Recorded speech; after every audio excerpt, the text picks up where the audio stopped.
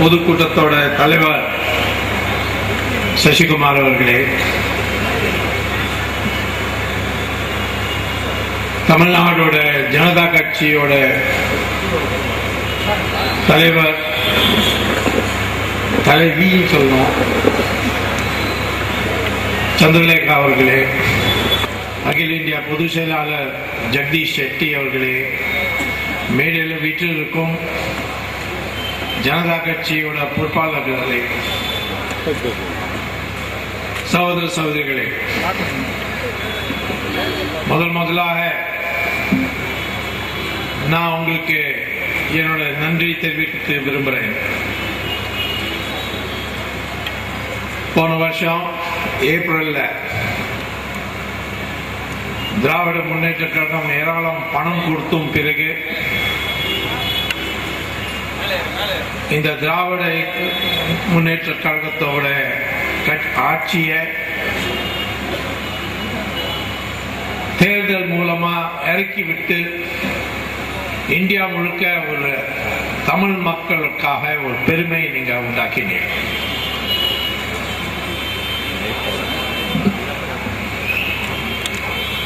ஆனா உங்களோட பொறுப்பு இப்போ இன்னும் நீடிக்கும் என்றால் இந்த வர தேர்தல், மாநில தேர்தல், உத்தரப்பிரதேஷ் இது போன்ற மாநில மிகப்பெரிய தோல்வி காங்கிரஸ் கட்சிக்கு கிடைக்க போறது. உத்தரப்பிரதேஷ்ல 4வது பொசிஷன்ல வரப்போறது காங்கிரஸ். அது முடிஞ்ச பிறகு ஜனாதிபதியோட தேர்தல் வருது ஜூலை. அதுல காங்கிரஸோட வேட்பாளர் தோப்பு போறார். இதுக்கு அர்த்தம் செப்டம்பர் அக்டோபருக்கு இடைக்கால பாராளுமன்ற தேர்தல் வரப்போகுது. அப்ப உங்களுக்கு ஒரு வாய்ப்பு கிடைக்கும், ஒரு வித்தியாசமான ஒரு ஆட்சியை டெல்லியில உருவாக்குறதுக்கு. இத நல்ல பேர் இங்கிருந்து தேர்ந்தப்பட்டு அனுப்பணும். இன்னைக்கு யாரெல்லாம் தேர்ந்தப்பட்டு போறாளோ டெல்லியில போய் எல்லாம் பூனைக்குட்டி மாதிரி இருக்கார்கள். தமிழ் மக்களுக்காக ஒன்னும் பேசுறதுக்கு தைரியம் கிடையாது. தமிழ் மக்களோட பல பிரச்சனைகள் இருக்கு. இது மத்திய சர்க்கார் மூலமா தீர்க்க முடியுமோ, ஆனால் அது யாருமே அதை பத்தி பேசுறது இல்ல, தைரியமா பேசுறது இல்ல. உதாரணமா ஸ்ரீலங்கால இருக்கிற தமிழ் மக்களோட பிரச்சனை, மலேசியாலையும் இன்னைக்கு தமிழ் மக்களுக்கா பிரச்சனை வந்திருக்கு, சேச்சல் வந்திருக்கு, சவுத் ஆப்பிரிக்காலையும் வந்திருக்கு. உலகம் முழுக்க இன்னைக்கு தமிழ் மக்களுக்காக ஒரு பிரச்சனை உண்டாக்கப்பட்டது. ஆனா நம்மள அரசாங்கத்துக்கு வழி தெரியாதோ என்னன்னு தெரியல, இல்லாட்டா அலட்சியம் கட்டாயமா பண்றாங்க.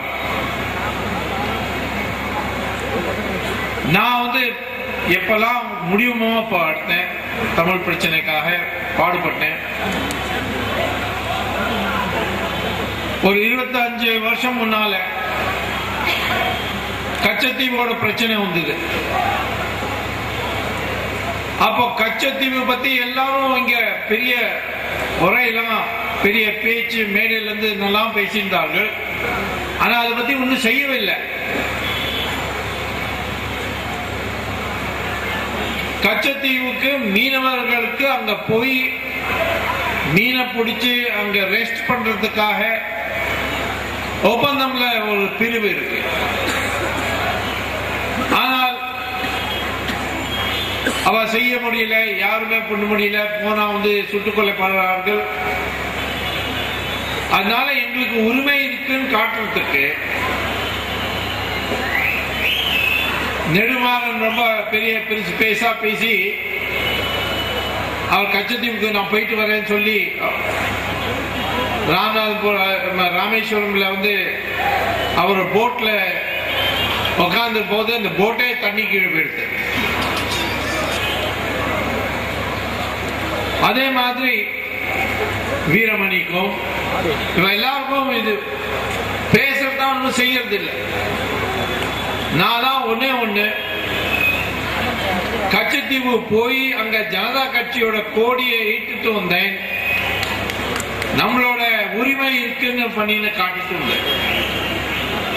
கச்சத்தீவுக்கு ஸ்ரீலங்காவுக்கு கொடுத்தது யார் தமிழ் பேசுறவர்களோ அவதான் ஜாஸ்தி பண்ணியிருக்காங்க. கருணாநிதி தான் ஒத்துண்ட கச்சத்தீவை ஸ்ரீலங்காவுக்கு கொடுக்கலாம். இதுவரையிலும் அவர் மன்னிப்பு கேட்க வேண்டும். அதே மாதிரி முல்லைப்பெரியார் பிரச்சனை 1979 எம்ஜிஆர் கருணாகரன் இருந்த முதலமைச்சர் அவர் இந்த டேம் உடைஞ்சு போயணும், இதுக்கு ரிப்பேர் பண்ண வேணும் சொன்னதுக்கு இவர் ஒத்துட்டார். ரிப்பேர் பண்ணதுக்கு அப்புறம் நீர்மட்டத்தை 152 அடியிலிருந்து 136 ஆக்கினதை திருப்பி ஏற்றி 132 அடி ஆக்குவோம்னு ஒப்பந்தம் போட்டார். ஆனா அந்த ஒப்பந்தம்க்கு அது நிறைவேற்றவே இல்லை. 1994 ரிப்பேர் வேலை எல்லாம் முடிஞ்சு போய் சர்டிபிகேட் வந்தது. ஆனால் அதை பத்தி அந்த ஒப்பந்தம் நிறைவேற்றத்துக்கு ஒரு முடிவும் பண்ணவில்லை. யாருமே சொல்லல. அப்சல் குரு ஏன் இப்ப தூக்கு தண்டனை சொல்லி கொடுக்கல? பாகிஸ்தான் பயம். தாவூத் இப்ராஹிம் ஏன் பிடிச்சிட்டு கொண்டு வரல இங்க? அதான் பாகிஸ்தான் பயம். இந்த ஊழல் பண்றவர் அமைச்சர்கள் யாருக்கும் தைரியம் இல்லை தனியா சொந்த காலில் நிக்கிறதுக்கு. அதனால நீங்கள் பணத்தை வாங்கி ஓட்டு கொடுப்பீங்கன்னா இந்த வாட்டி கொடுக்கல, அதுக்காக நான் பாராட்டுறேன் உங்களை. ஆனா அந்த பணம் சாராயம் இதெல்லாம் வாங்கி ஓட்டு கொடுத்தேன்னா அந்த பணத்துக்காக சம்பாதிக்கிறதுக்காக இந்த மாதிரி தவறு வேலை பண்ணி கடைசியில நாட்டை குட்டிச்சோர் ஆகும். அதனால யார் ஜாஸ்தி செலவு பண்றது இல்லையோ தேர்தல்ல அவளுக்கு தான் நீங்க ஓட்டு கொடுக்க வேண்டும். கொஞ்சம் சில விளம்பரம் இருந்தா பரவாயில்ல. ஆனா ஆறு மாதிரி தண்ணி மாதிரி பணத்தை செலவு பண்றது, இதை எதிர்த்து நீங்க எப்படி இந்த வாட்டி காட்டினாலோ அதே மாதிரி அடுத்த தேர்தலும் காட்ட வேண்டும்.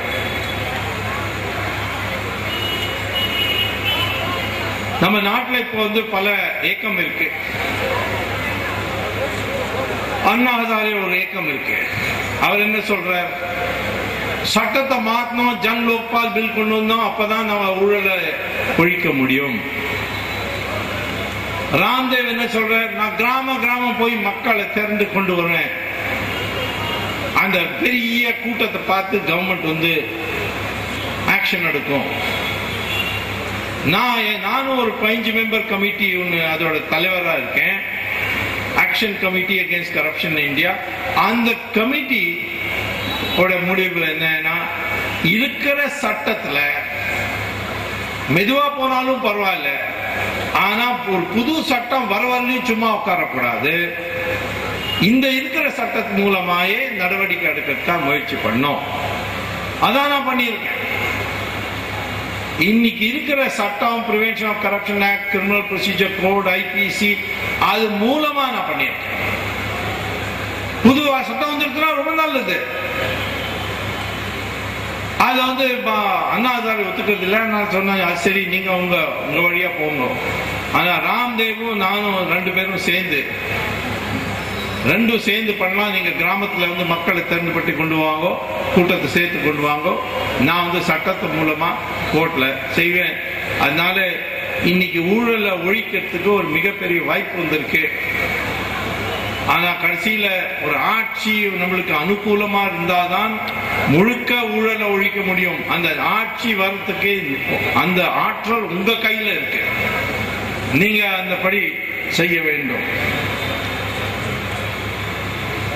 நம்மளோட நாட்டில் இன்னொன்னு குறைச்சல், அந்த தேச பக்தி இருக்க வேண்டும். இந்தியா நம்மளோட நாடு. யாரெல்லாம் இந்தியாவோட துரோகம் பண்றாலோ அவளை நம்ம எதிர்ப்பண்ணும், அந்த உணர்வு வரணும்.